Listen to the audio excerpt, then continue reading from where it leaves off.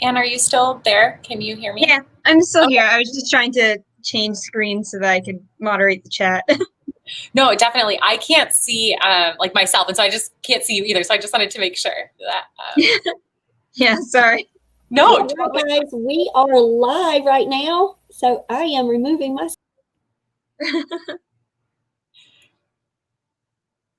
Hi, everyone. Welcome back. Victoria is here with us to share some really great knowledge about authenticity. Victoria, would you like to introduce yourself? Yeah, absolutely. Thanks so much, Anne. My name is Victoria Oosting, and I am the marketing manager of digital analytics at HarperCollins Christian Publishing. And I'm really excited to be here with you guys talking about being authentic and steps to engaging the right audience on social media. I have the privilege of being the voice of the Christian Encouragement for Women social media brand, and we have a Facebook and an Instagram. We also have a Twitter, but our audience is less active on Twitter, so we focus mostly on Facebook and Instagram. And so I'm really excited to be able to share with you guys this morning. So let's go ahead and dive in. Today, what I'm hoping that you take away is that there are kind of 3 steps or 3 big buckets. There's 10 steps, and they'll fall into these 3 buckets. So we're going to start with some research. All good kind of audience determination is going to start with research. And I know that you guys heard a little bit about research from Jerry and Mark already, but I'm going to talk a little bit about what it looks like to research specifically for finding your authentic voice and that right audience. And then we're going to talk about what does it look like to start testing some things. And then we'll talk about evaluating and adjusting. So that's kind of the roadmap for our time together.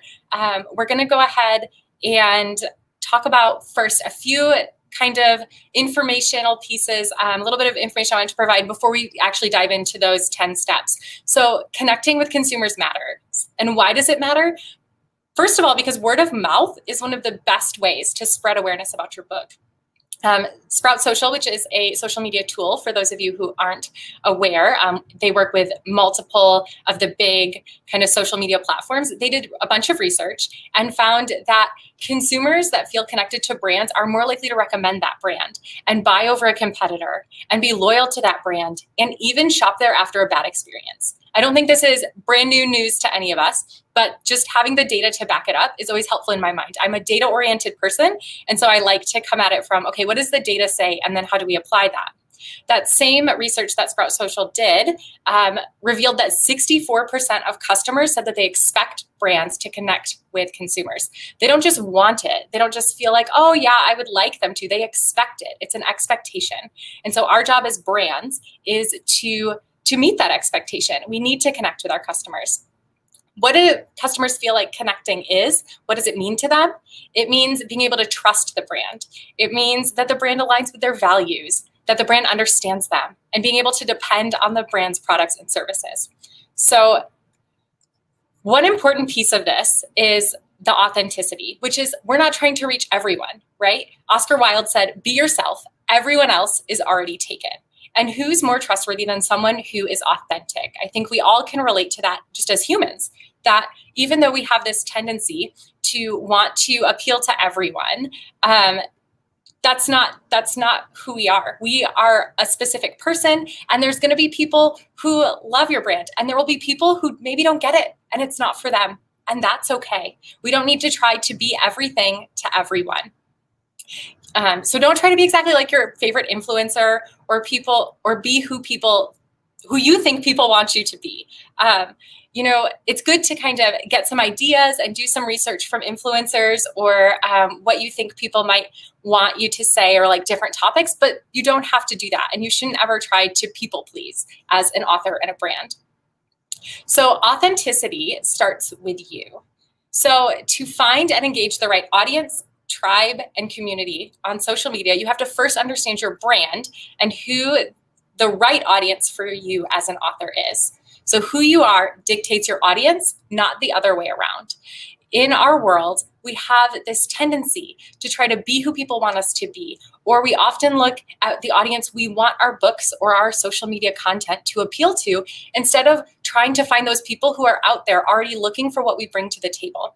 There are people out there looking for what you have to say, and those are the people that it's easier to connect with.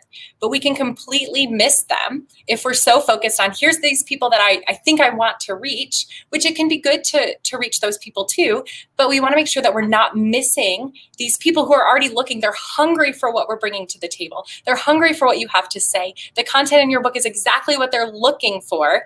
And if we spend so much time focusing over here, we might miss these people. So what I'm going to talk about today is looking at how do we utilize our skills and strength and knowledge that you as an author have, as well as that your book already talks about, to reach those people who are looking for what you're saying. So we're going to do that by looking at the unchangeable, parts of your brand. So your brand consists of two unchangeable pieces: you as an author and a person, and your book. So you plus your books are the core of your brand. And I would say you as the author are the core, and your books are kind of that supporting actor. So often we think about, oh, I need to rebrand. I need to change who I am to meet what people are looking for. And although there might be opportunities where we do need to make some slight tweaks and changes, and we'll talk about that later, ultimately you are the core of your brand. And so understanding that unchangeable part of your brand is what's going to help you figure out how to have that authentic voice on social media that's going to reach and engage your audience. So we're going to start with our 10 steps now. And the first step is writing down positive adjectives about yourself, or that you would like to be described about you, your books, and your social media content. And I would recommend you actually write them down, whether that's online in a Word doc or a Google Doc, or if you actually are one of those people who loves pen and paper like I do and you want to write them out by hand, but actually documenting, how do I want to be described? How do I want my book to be described, or my social media content?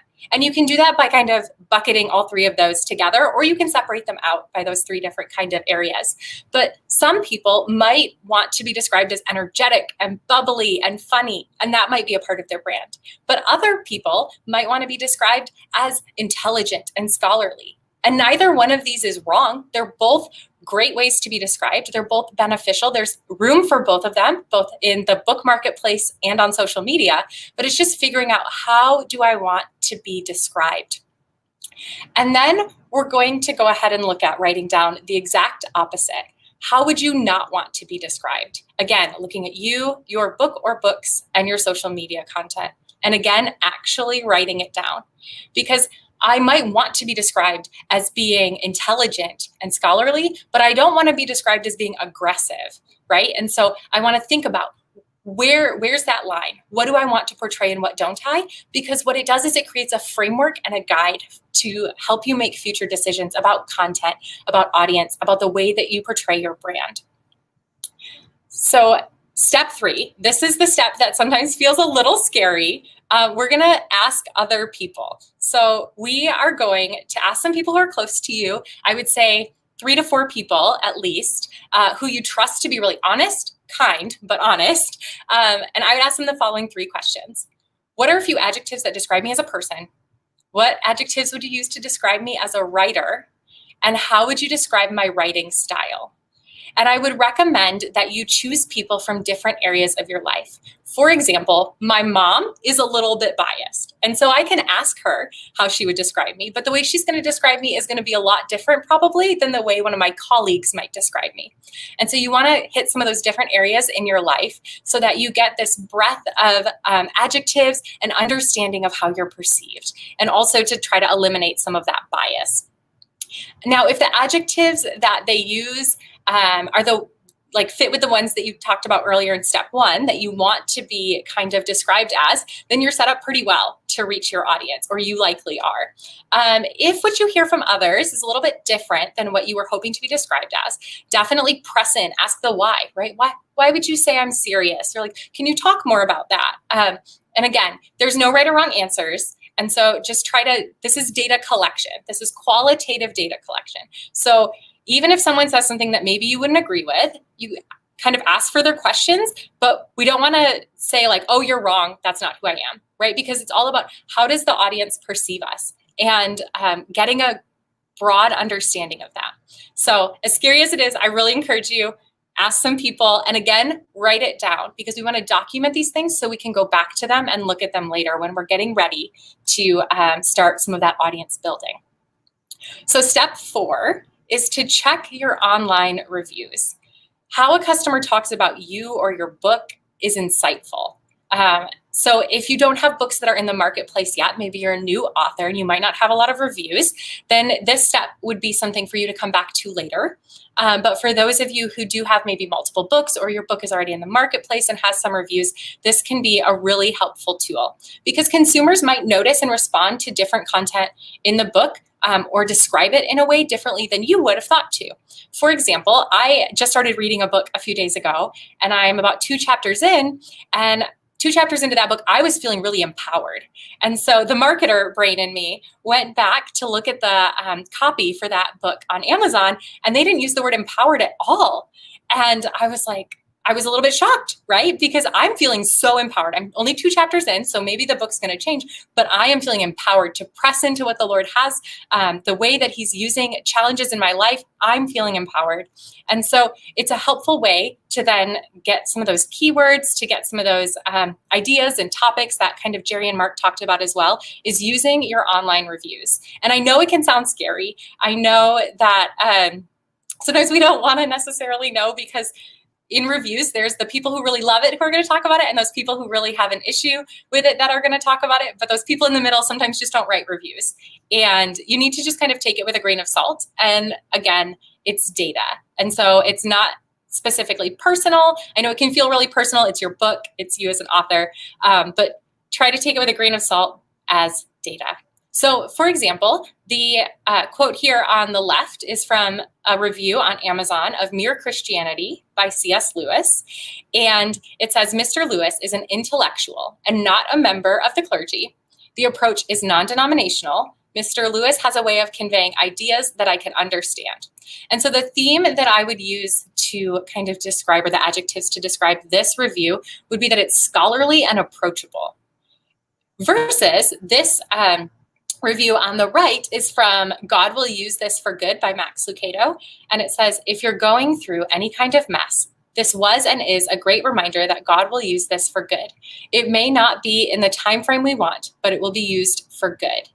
And so I would describe this, or the themes that I would pull out of this, are encouraging and hopeful. And so you can see how looking at these reviews and then thinking about them can help you kind of determine, what are people saying about my book or me as an author and my writing style? And how can I use that to understand my audience, to guide my social media kind of content strategy like Mark talked about earlier, and just to help us figure out, how are we going to connect with people? What are they saying about us? So next step, we're going to do some more research. That should say do some more research. We've already been doing research. We've been collecting a lot of qualitative data through steps 1 through 4. But there are 3 kind of main parts to your social media brand voice specifically, and that's the actual words, both spoken and written, the tone, which is the character or attitude, and the imagery, the actual images that you're going to use as visuals in your content. And so what I would recommend is using some of those adjectives in step 1 and 2 and looking at, put them into Pinterest and Instagram and Twitter and Google images, see what comes up, see what's connected to those images, and try to find themes, both for things that you do and don't want to be described as, because you want your content to help guide your audience to understanding what it is that your brand voice is. And so if I want to be considered bubbly, I'm probably not using a lot of dark, heavy backgrounds that are maybe kind of sad looking, right? Because I want to be seen as energetic and fun and bubbly. Versus if I want to be considered scholarly, the images I would use would look different. The words I would use would be different, and the tone would be different. And so again, look at words, colors, images, just all of those kind of pieces of what makes up your brand voice, because it's not just words and it's not just tone, it's also images. So at step 6, we want to use some hashtags. We want to find the right hashtags for our brand. because hashtags help you get your content in front of the right people. So one tool that I love to use is hashtagify.me, and you can put in, there's a free option and a paid option. I usually just use the free option because it still gives you 10 related hashtags. So I put in Christian books, for example, and it gave me this kind of word cloud that you'll see on the screen there. And if you're familiar with how a word cloud works, which most of you likely are, the largest words are the ones that have the most popularity, the most searches. And so Christian poetry is the most popular related keyword to Christian books. So if my book is about poetry and I'm trying to market it on social media, using this hashtag of Christian poetry might be a really great option for me to get my content in front of that right audience and get them engaged. Now, if this isn't what fits for my book, then I want to go ahead and keep typing in some more options, kind of do some research, again, using lots of those tools. Jerry talked about a whole lot of keyword tools. And so you can utilize those and then also put them into something like Hashtagify Me to figure out what are the hashtags connected to those SEO related keywords, again, so that it's all cohesive and fits together to create that cohesive brand voice from your website and SEO all the way through social media. I also use Instagram and Twitter and Pinterest to look at hashtags, because why wouldn't we look at the social platforms that we're going to be posting these hashtags on? So step 7, we want to make sure that we're choosing the right social platform for our brand and for our audience. So the Pew Research Center does a lot of really great research, and they did research into social platforms, how people use them and engage with them. And so they found, I don't think this is a surprise to any of us, but that Snapchat and Instagram are especially popular with 18 to 24-year-olds.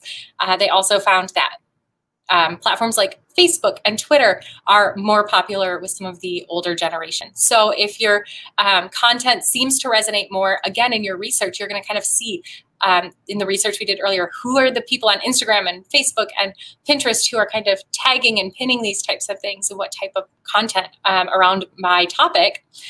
Then you might want to choose the proper social platform for them. So again, being able to look at this, I included the link to the full research because there's a lot of really great additional data in their write-up. These are just a couple of screenshots, but I definitely recommend taking a look at that and taking a look at what platform might be right for your social brand.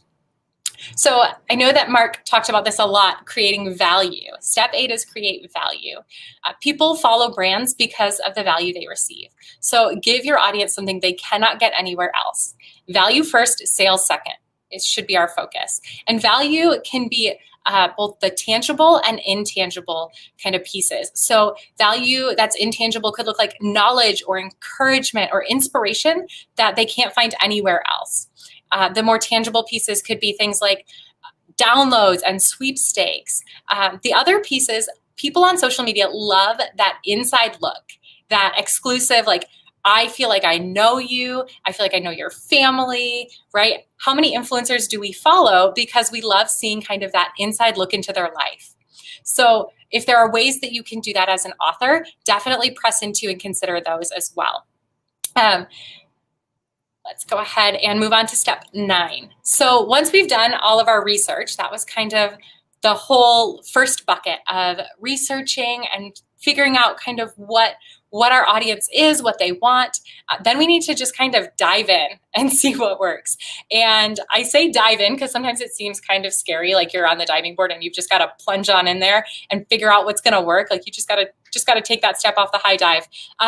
But really, it's not as scary as it sounds because you've done research, because you're prepared, you know a little bit about your audience, the tone, the images, the voice that you're going to use to reach them. So you have a basis, and so you're going to start testing. We don't just post something once as a part of testing. We want to post it multiple times, and not the same post. But for example, if I'm testing, does live video connect with my audience?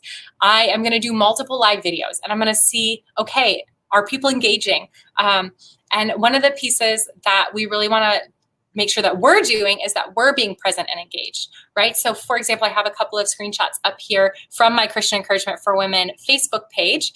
I had done a live video, and these were a couple of the responses that I got. People saying, that definitely describes me. I feel like I've been struggling with selfishness. That was the topic of our video. And so then to be able to respond and say, thanks for your transparency and humility, and just respond to some of those comments. And then this other one where a woman said that, things were feeling rough because she's in education is her career. And right now, just with all of the turmoil. And so again, being able to encourage and tell her that we're praying for her. And I do pray for the women on my page, right? And I wouldn't say that I pray for them if I didn't, because we never want to falsify anything. Another strategy that we use is I try to like every single positive comment on my page, which sounds like a lot, but if you just block out the first little bit of your day to go in and like those comments, people actually respond to that because they see that you're present and you're engaged. So we want to dive in, start testing some content, be engaged. I would also say one of the greatest benefits is getting to know your social platform's analytics. Each social platform has insights that are a little bit different. And so you want to get to know them. You want to see kind of what metrics they give you. Most of them will give you things like reach and impressions and engagement. Sometimes they'll even tell you comments versus shares versus likes. And so you can see, which of those metrics kind of fit with the engagement piece. It's the comments and the shares that really speak a lot because people are engaged. It takes a lot less engagement to like something than it does to type something or share it with a friend. And if they share it, then that amplifies it. And so you can really see, what are people commenting on?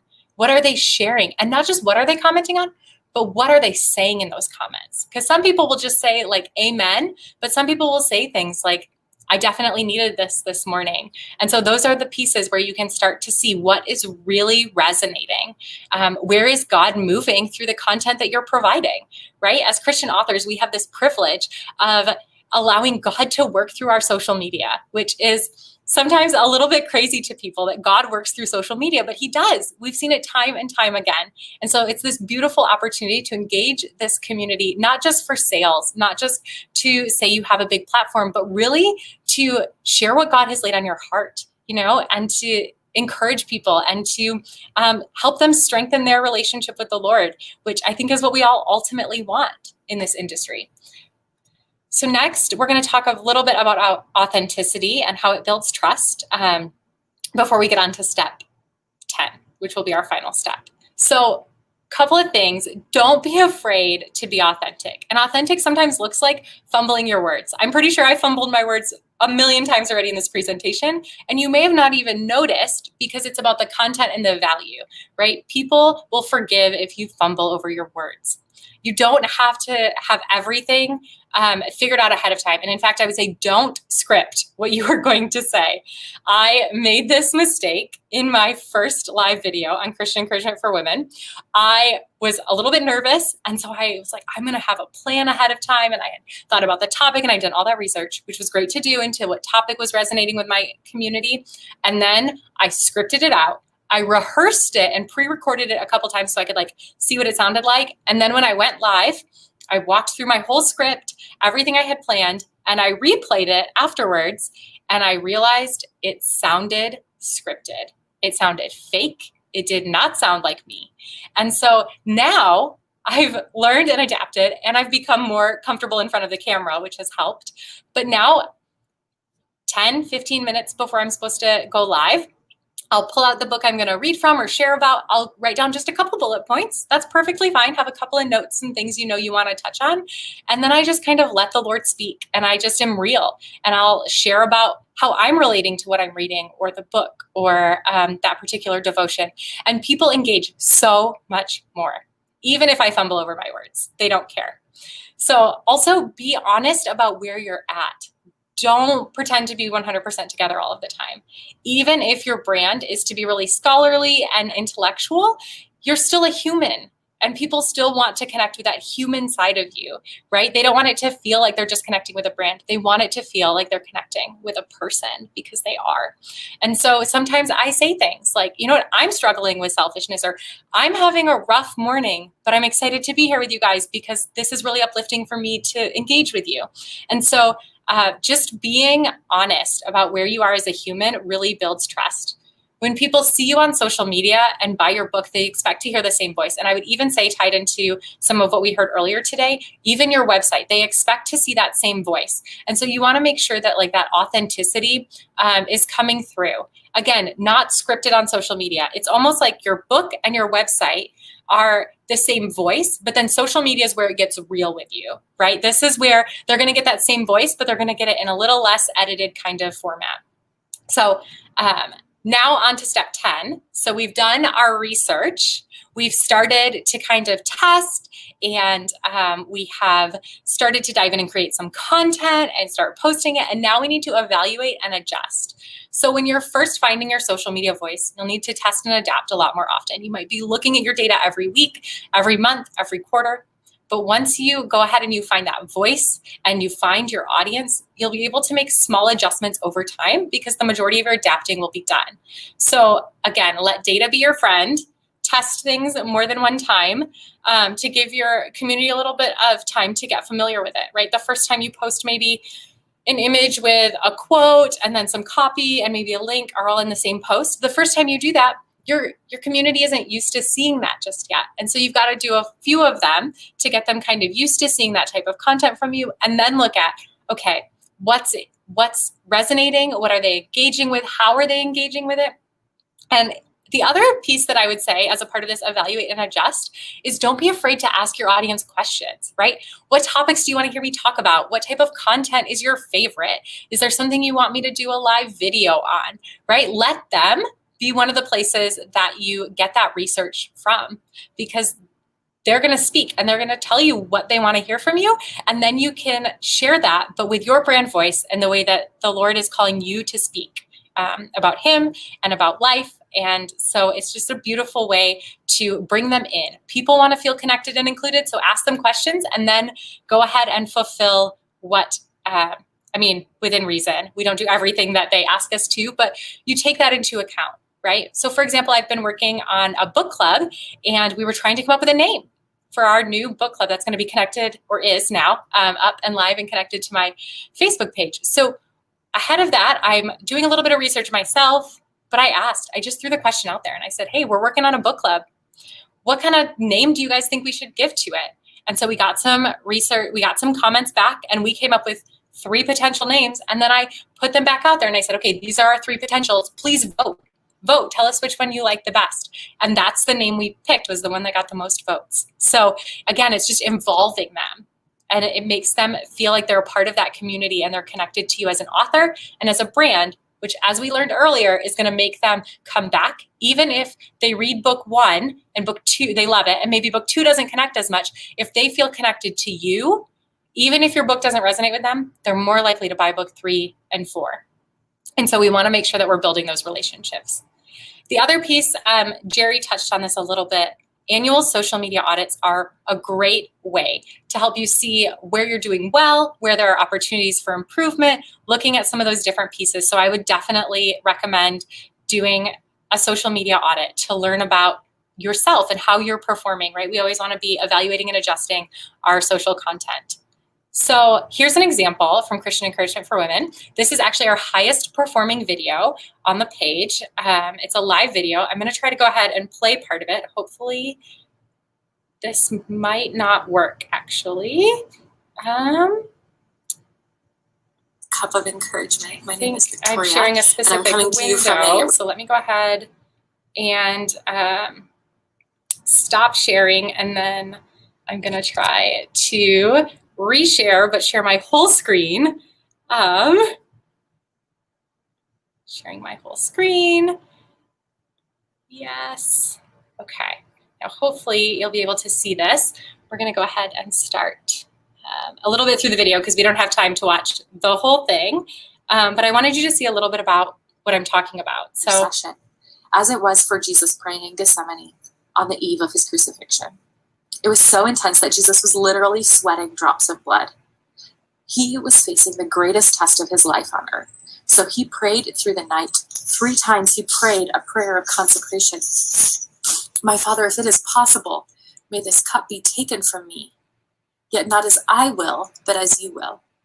Consecration is a process of surrender that never ends, and prayer is the catalyst. It begins with a sinner's prayer. We confess our sins to the Savior and surrender our lives to his lordship. And along the way, our spiritual journeys are marked by decisive moments when we consecrate ourselves to God in our own Garden of Gethsemane. So I just wanted to share this devotion this morning because I don't know about you, but I've been feeling like I've been confronted face to face with my own selfishness over the past few weeks, and I've been struggling to lay it down and to consecrate and to tell the Lord, you know what? Even though this is what I want, this is what you're saying, and so that. Okay, so I'm going to go ahead and share my slide deck again. Hopefully this will work. Hopefully we're back to here. So I wanted to share this video because I think it touches on a lot of what I've been talking about so far. So you can see that the video quality and the audio, like I just use my laptop to record these. These are not high tech, quality in the sense of like the video and audio quality videos. Also, you can, like it's snowing. It was snowing that day. And so my nose started running and I'm like sniffling. But again, this is the highest performing video we have on the page. Why? Because people they don't care about the fact that like the video quality is not the best. What they care about is that I'm being authentic, that I was able to share, you know what, this is something that I'm struggling with. And this devotion touched me this morning. And so I wanted to share it with you. And so it makes people feel like, again, you're that real authentic person who they're getting to know. So that I thought that was a great example of kind of what we've been talking about with these 10 steps. So I have a few recommended tools that I use. I know that we've seen some really great keyword research tools earlier in the day and a lot of different tools for kind of social media. I like to use Google Trends and Hashtagify Me and Answer the Public. Those are 3 free tools that you can use. Again, also using the social platforms as research tools as well. So Instagram, Pinterest, Twitter, Facebook are great places to do research, especially onto hashtags or what types of images and words people are using related to your content. And then as far as creative tools for social media, I use Canva a lot. Canva has a free or a paid option. Either one works great. They have the different sizes for different platforms, so that's really helpful and beneficial. And then Unsplash and Pixabay are both image sites that you can use to get kind of free downloadable lifestyle images or backgrounds, and so I utilize both of those as well. And then just to recap, so again, we're going to start with research. Then we need to, after we've done all of our kind of qualitative research, we're going to go ahead and just dive in and start with testing some different types of content, different ways of engaging our audience. And then we always want to remember to evaluate and adjust at the end. And this is like a cycle, right? So as you're evaluating and adjusting, you're probably doing a little bit more research, and then you're going to test some more things and evaluate them. So this could have been put in more of like that circular cycle format as well. So with that, that is the end of my presentation. Here's some information if you wanted to connect with me on LinkedIn or my email, but I don't know if there are any questions that I can answer that came up during the session.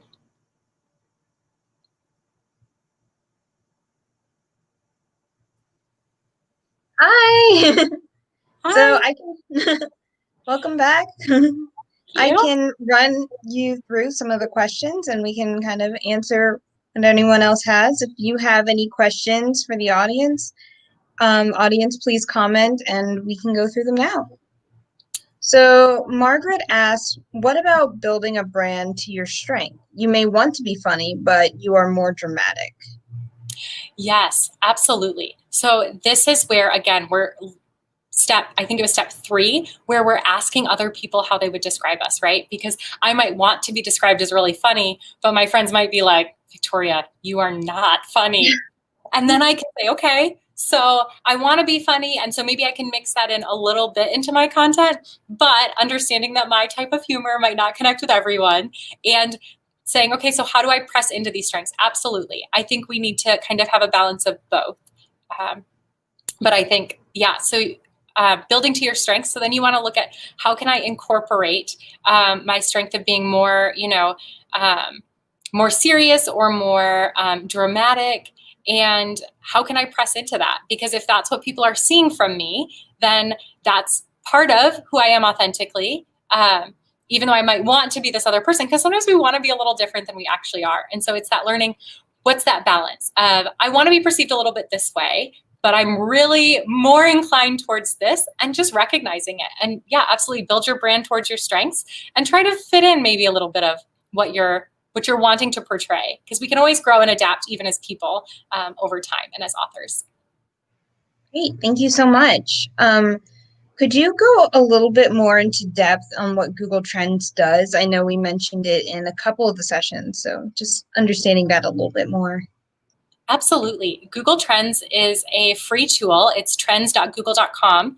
And what it does is they take all of the trends of what people are searching for on Google, and you can put in, so I could search Christian book, and I could put that into Google Trends, and it would show me the graph over time of searches on Google. And then I could compare it versus, like fiction books. Maybe my book is a Christian fiction book. And so I can put that, and you can compare, I believe it's up to 4 different like keywords or searches, and it will give you the trends of it. It also will give you kind of the more related searches. So what else related to Christian books are people searching on Google? So it's a really helpful tool to compare the trend over time. We utilized this with everything going on in COVID, trying to see what is spiking and what has dropped off during this time, right? Everything that's going on in the world kind of changed what was being searched for a little bit on Google. And so then that allowed us to see, oh, people are really searching for this. This is what they're needing and wanting. So how can we help meet those needs? Great, thank you. That was so helpful. So I know some people might be worrying that they might not be bringing value to their audience. And I was just wondering, what kind of advice would you give to those people? Definitely. I would say if your audience, if you don't feel like you're giving value to your audience, it's never too late to kind of do some of that evaluating and adjusting, right? So it sounds like you're in that place where you're starting to recognize, and it doesn't necessarily mean that you're not providing value. Maybe there's just ways that your audience connects a little bit different than what you're used to. And so I would suggest, even like if you have an audience, ask them, right? That question of, what topics or what kind of content would you love to hear me talk about? And then see how you can maybe try to engage some of that type of content or those topics to provide value. Again, being true to who you are. You don't want to, if I'm not scholarly, and so if someone was like, can you do an like exegetical talk about this, I would have to be like, I'm sorry, that's not my skill set. But if there are areas where I can be pressing into what people are looking for, I would ask your audience and see, but you might be providing value in ways that you don't recognize, again, or that you're struggling to recognize, because value is not just tangible, it's intangible. And so you might be inspiring someone and not even know it yet. And so you could even ask like, hey, we would love to hear from you what that we have been posting has connected and what hasn't, right? Like, be honest. I'm trying to figure out what type of content to post next or what topics to talk about. So what in the past that we've done has connected with you. So really using your audience as a resource if you already have one. Great advice. Thank you so much. I know, would you recommend quarterly audits for your social media? Quarterly audits, I think there's definitely value in doing some type of a quarterly audit. I do my big audit annually, and I do almost like smaller, just like check-in audits more frequently. So I'm always kind of aware as I'm responding to what's going on my social media of like where I might need to adjust. I kind of keep that mindset when I'm on there. But definitely quarterly, maybe like a mini audit. And then I do a big, like robust audit looking at competitors, influencers, all those types of pieces, which I think Jerry talked about earlier. I do that annually. Awesome. Thank you so much. This has been a really helpful session. Do you have any parting words or parting advice for everyone here today? I think my parting words or parting advice would just be, don't be afraid to be authentic and be you. And don't be afraid to start testing, because until we start testing, we can't start learning what does and doesn't work. Great. Thank you so much. It's been a pleasure to have you. Thank you so much, Anne. Yeah. Well, thank you everyone for your questions, and we will see you in the next session with Lydia L. All right, have a great rest of your day.